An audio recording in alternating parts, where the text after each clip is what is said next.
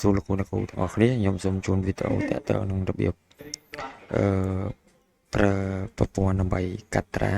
ខាងផ្ទៃខាងក្រោយឲ្យស្អាតហើយនឹងហត្ថលេខាអញ្ចឹងពេលលោកគ្រូចូលមកសូមចុចយកពាក្យសម្រាប់ត្រារួចហើយចុចទីនេះឬទីរូបភាពតម្លាក់ចូលបាទរួចហើយយកពាក្យ desktop នឹងលើកុំព្យូទ័រលោកគ្រូណាអញ្ចឹងខ្ញុំសូមយកសាលានេះមួយបាទបន្ទាប់ពីលោកគ្រូចូលមកលោកគ្រូនឹងឃើញបែបនេះបាទរបៀបឈើបាទវាសំរុំហើយអញ្ចឹងលោកគ្រូទៅប្រិចព្រម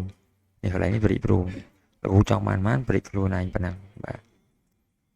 ហើយយើងឆ្នៃខ្លួនឯងទៅអានេះកម្រាស់ផ្ទៃក្រោយផ្ទៃឲ្យច្បាស់ឲ្យស្ដើងខ្លាំងពេកអាចដាច់នេះ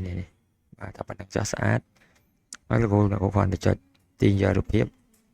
ជាការស្រេចនៅក្នុងកន្លែង download ទាំងលោកគ្រូទៅយកមកបាទបន្តមកទៀតលោកគ្រូចង់ធ្វើហត្ថលេខាអញ្ចឹងលោកគ្រូចូលហត្ថលេខាចុចទីនេះទាញរូបភាពចូលតម្លាក់ហើយចុចលើ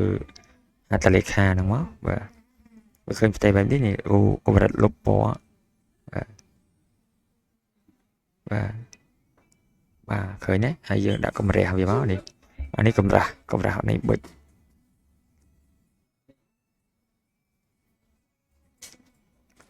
បាទ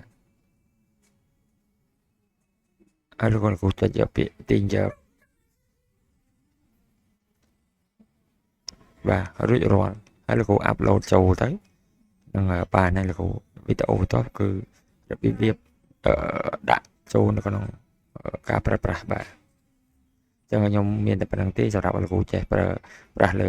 ប្រព័ន្ធនេះបាទអរគុណ